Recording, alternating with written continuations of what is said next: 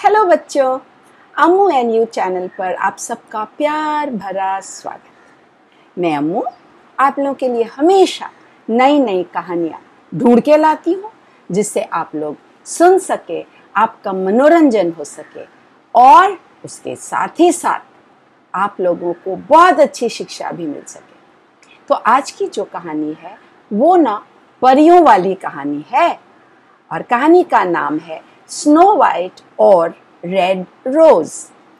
बहुत दिन पहले स्नो वाइट और रोज रेड नाम की दो बहनें रहती थी। घने जंगल में उनका घर था। छोटी सी झोपड़ी में वो दोनों अपनी माँ के साथ रहती थी।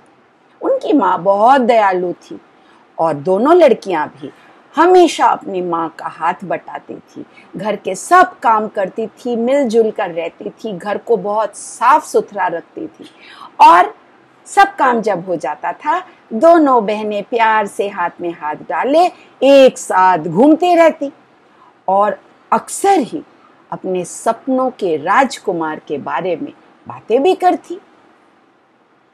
एक दिन बहुत ही सर्द रात थी, बहुत ठंडी थी। चारों ओर बर्फ की सफेद चादर चांदी की तरह चमक रही थी। दोनों बहनें अपनी माँ के साथ अलाव के सामने बैठकर आग ताप रही थी और माँ के बनाए हुए गर्मा गर्म सूप का आनंद ले रही थी कि तभी खटखट खटखट दरवाजे पर किसी की आवाज हुई, दस्तक हुई। माँ हैरान होकर बोली, इतनी ठंडी की रात में इस समय कौन हो सकता है, वो भी इतने घने जंगल में। स्नो वाइट ने डरते हुए कहा, दरवाजा मत खोलो माँ, ये कोई जंगली जानवर या बुरा आदमी भी तो हो सकता है। रोज रेड ने भी घबराते हुए कहा। इतने में दरवाजे पर फिर खटखट खटखट आवाज हुई। माँ ने कहा, लेकिन ऐसा भी तो कोई हो सकता है जिसको हमारी मदद की जरूरत हो, और वो दरवाजा खोलने चली गई। जैसे ही माँ ने दरवाजा खोला दोनों बहनें तो डर के मारे चीख पड़ी, क्योंकि उनके सामने दरवाजे पर एक बहुत बड़ा काला भालू खड़ा था। उसके शरीर पर घने घने बाल थे और बाल के ऊपर सफेद सफेद बर्फ लगी हुई थी। मुझसे मत डरो, तुम लोग मुझसे मत डरो, मैं बुरा भालू नहीं हूं, मुझे केवल इतनी ठंडी रात में सर छुपाने की थोड़ी सी जगह चाहिए, मेरी मदद करोगी क्या? भालू की बात सुनकर उन दोनों बहनों की माँ ने उसे अंदर बुलाया। तुम दोनों बहनों को डरने की जरूरत नहीं है, ये अच्छा भालू लगता है और आज ये हमारे साथ यहाँ रहेगा। माँ ने बहुत प्यार से और हिम्मत से कहा। माँ की इन बातों का बहनों पर बड़ा अच्छा असर पड़ा। वो दोनों भालू के लिए गरम सूप लेके आई और ठंड से कांपते हुए भालू को सूप पेश किया। पूरी रात भालू ने पेट भरकर खाना खाया और आराम किया और दोनों बहनों से भालू की बड़ी अच्छी दोस्ती हो गई। अब तो दोनों बहनों को भालू से कतई डर नहीं लग रहा था। भालू के पूरे शरीर पर अभी भी बर्फ पड़ी थी। उसने कहा, मुझे बहुत कपकपी हो रही है, क्या मेरी कपकपी तुम लोग दूर कर सकती हो? मेरे शरीर से क्या ये बर्फ गिरा सकती हो? बिल्कुल, वे दोनों बहनें बोली और भागकर बर्फ साफ करने वाले ब्रश लेके आ गई। खेलते खेलते ही भालू के शरीर पर लगी सारी बर्फ झाड़ दी। उन्हें ये काम करने में बहुत मजा आ रहा था। भालू ने उन दोनों को बहुत सारा धन्यवाद किया। इसके बाद सारी रात वे तीनों आपस में खेलते रहे।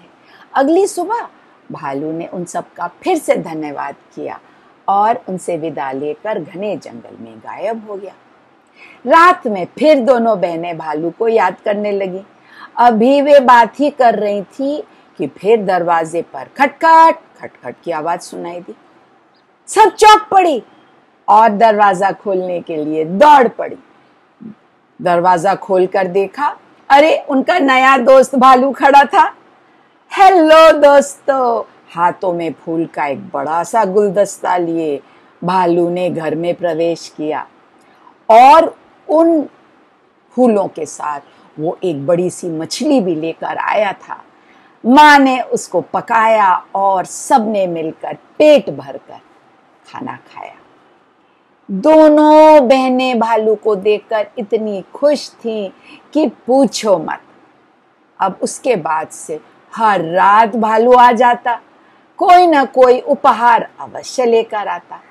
जल्दी ही सर्दियां खत्म हो गईं, गर्मियों का समय आ गया। एक दिन भालू ने उन दोनों बहनों को अपने गले से लगाते हुए कहा, कल शायद मैं यहाँ नहीं आऊंगा क्योंकि गर्मियां आ गई हैं और अब मुझे अपने खजाने की रक्षा करने के लिए घने जंगल में जाना होगा, क्योंकि पूरी सर्दी सोने के बाद जंगल में रहने वाले बौने गर्मियों में जाग जाते हैं। वे बौने बहुत दुष्ट हैं और जागने के बाद वे दूसरों का खजाना हड़प कर जाते हैं। इसीलिए मुझे सिर्फ सर्दियों में ही जंगल से बाहर निकल पाने का मौका मिलता है। गर्मियों में वापस उस खजाने की हिफाजत करनी होती है। स्नो वाइट और रोज रेड और उसकी माँ दुखी तो हो गई, लेकिन भालू को बहुत प्यार से विदा कर दिया। गर्मियों के एक दिन दोनों बहनें अपनी माँ से कहकर जामुन तोड़ने के लिए जंगल गईं। वहां जमीन पर देखा बड़े स्वादिष्ट रस भरे जामुन पड़े हुए हैं। उठाकर खाने ही लगी थी कि एक आवाज आई, कोई मेरी मदद तो करो, कोई मेरी दाढ़ी को तो बचाओ। कोई दर्द से कराहकर जोर जोर से रो रहा था। रोने की आवाज सुनकर दोनों बहनें आवाज की दिशा पे दौड़ गईं। उन्होंने देखा थोड़ी दूर पर एक बूढ़ा बौना खड़ा है, जिसकी लंबी और सफेद दाढ़ी पेड़ की दरार के बीच में फंस गई है और बहुत कोशिश करने पर भी वो अपनी दाढ़ी निकालने में असफल है। बूढ़े बौने को रोता देखकर स्नो वाइट को उस पर दया आ रही थी, तो दोनों बहनों ने मिलकर दाढ़ी खींचने की कोशिश की, लेकिन ना निकाल पाई। तब स्नो वाइट ने क्या किया, अपनी जेब से कैंची निकाली और उस बौने की दाढ़ी को बीच में से काट दिया। ये तुमने क्या किया? तुमने मेरी प्यारी दाढ़ी काट दी।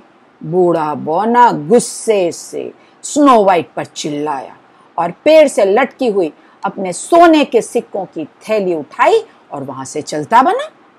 बौने की इस हरकत से दोनों बहनें हैरान रह गईं। अरे, उसकी तो मदद की और उसने ऐसा रूखा सा बर्ताव किया। स्नो वाइट की तो आंखों में आंसू ही आ गए। कुछ दिनों बाद रोज रेड और स्नो वाइट जंगल में मछलियां पकड़ने गई। जब वे दोनों नदी की ओर जा रही थी तो उन्होंने एक आवाज सुनी, बचाओ बचाओ, कोई मेरी प्यारी दाढ़ी तो बचाओ। मदद के लिए किसी की पुकार सुनकर वे दोनों बहनें फिर से उसी दिशा में चल गईं और आगे जाकर देखा कि वही बूढ़ा बौना मछली पकड़ने के कांटे में फंसी अपनी दाढ़ी को छुड़ाने की कोशिश कर रहा था और एक बड़ी सी मछली कांटे में फंसी हुई बड़े जोर से कांटे के साथ उस बूढ़े बौने को भी नदी की तरफ खींच रही थी और वह बौना नदी में गिरने ही वाला था। ये दोनों बहनें पहुंच गईं। दोनों ने तुरंत बूढ़े बौने की मदद करने की कोशिश की। उन दोनों ने बूढ़े बौने की दाढ़ी को मछली के कांटे से छुड़ाने की कोशिश की, लेकिन बहुत कोशिशों के बाद भी असफल रही। बौना धीरे धीरे नदी की तरफ खींचा चला जा रहा था। ये देखकर बहनें डर गईं और एक दूसरे को देखने लगी। रोज रेड ने घबराकर कहा, अब हम क्या करें? कैसे इस बौने को हम नदी में गिरने से बचाएं? ये सुनते ही कोई दूसरा रास्ता न देखकर स्नो वाइट ने फिर से अपनी जेब से कैंची निकाली और बूढ़े बौने की दाढ़ी को बीच से काट दिया। अरे बेवकूफ लड़की, तुमने फिर से मेरी प्यारी दाढ़ी काट दी। बूढ़े बौने ने गुस्से से स्नो वाइट को डांटते हुए कहा और झट से झुककर नदी के किनारे बड़े से पत्थर पर पड़ी हुई मोतियों की थैली उठा ली और वहां से चलता बना। इसके बाद दोनों बहनें मछलियां पकड़कर अपने घर आ गईं और उस बड़े ही अजीब से बौने की बात सोचती रहीं। इसके कुछ दिनों बाद वे दोनों बहनें जंगल में आग जलाने के लिए लकड़ियां बटोरने गईं। वहां देखा कि एक बड़ा सा बाज उसी बूढ़े बौने को आसमान की तरफ खींच रहा है। इतना बड़ा बाज और छोटा सा बौना उसको लेकर उठाकर आसमान की तरफ ले जाने की कोशिश कर रहा है। बौने को के कोट को अपने पंजों में उसने दबा के रखा था। उन दोनों बहनों को देखकर बूढ़ा रोने लगा। अरे भाई, तुम ही दोनों ने तो पहले मेरी जान बचाई थी, इस बार भी मुझे बचाओ। मेरी नन्ही परियों, मुझे इस शैतान पक्षी के चंगुल से बचाओ। कृपा करके बूढ़े बौने को बचाओ भाई। इतनी सारी चीखें सुनकर, मदद की गुहार सुनकर दोनों बहनें फिर से बूढ़े बौने की तरफ भागी। अरे भाई, जल्दी से मुझे बचाओ, नहीं तो ये बड़ा पक्षी मुझे खा जाएगा। बूढ़ा बौना फिर चिल्लाया। कोशिश के बाद भी दोनों बहनें उस बूढ़े बौने को बाज के चंगुल से खींच ना पाई और हार कर उस बूढ़े बौने के पैरों को पकड़ लिया। बहुत देर तक खींचते खींचते खींचते आखिरकार बाज की पकड़ ढीली हो गई और बूढ़े बौने को छोड़कर वो आसमान में उड़ गया, जिससे बूढ़ा बौना धम्म के साथ नीचे जमीन पर गिर गया। ओह बेवकूफ लड़कियां, क्या तुम एक भी काम ढंग से नहीं कर सकती? देखो, तुम दोनों के कारण मेरा सुंदर कोट फट गया। बूढ़े बौने ने दोनों बहनों को डांटते हुए कहा और झट से उठकर अपने कपड़े झाड़े और फिर झुककर नीचे रखी बहुमूल्य रत्नों की पेटी उठा ली और चलता बना। बूढ़े बौने को इस तरह बुरा व्यवहार करते देखकर दोनों बहनें बेहद निराश हो गईं और लकड़ियां इकट्ठा करके घर वापस गईं। क्या हम अपने मित्र भालू से फिर कभी ना मिल पाएंगे? एक दिन स्नो वाइट ने रोज रेड से पूछा। स्नो वाइट भी अपने मित्र भालू को बहुत याद करती थी। चलो, हम उसे ढूंढने जंगल में चलते हैं। स्नो वाइट ने अपनी बहन की बात सुनकर सुझाव देते हुए कहा और दोनों बहनें हाथ पकड़कर जंगल में अपने मित्र भालू को ढूंढने के लिए चल पड़ी। कुछ देर घूमने के बाद उन्होंने उस बूढ़े बौने को उसके खजाने के साथ देखा। वह अपने चमकते हुए बहुमूल्य रत्नों के ढेर के पास घूम रहा था और चिल्ला रहा था, मैं इस पृथ्वी का सबसे अमीर व्यक्ति हूं। उन दोनों बहनों को देखकर बूढ़ा बौना चिल्लाया, तुम दोनों की यहां आने की हिम्मत कैसे हुई? मेरे खजाने को चुराने के बारे में तुम लोग सोचना भी नहीं। हम लोग तुम्हारा खजाना चुराने नहीं आए हैं, हम तो अपने मित्र को ढूंढने आए हैं। मैं सब जानता हूं, तुम सब मेरे खजाने के पीछे ही पड़ी रहती हो। और गुस्से में ऐसा कहते हुए बूढ़ा बौना अपनी कटार लेकर उन दोनों बहनों की तरफ लपक पड़ा। वहीं रुको! इसी बीच कोई गुर्राते हुए बोला। आवाज सुनकर बूढ़ा बौना पीछे घूमा और देखा, अजनबी! अरे तुम! दोनों बहनें भी उस अजनबी को देखकर हैरत में पड़ गई, क्योंकि वह अजनबी कोई और नहीं, उनका मित्र भालू था। वहां बड़ा भालू सामने खड़ा होकर अपने गुस्से से भरी लाल लाल आंखों से उस बूढ़े बौने को घूरता रहा।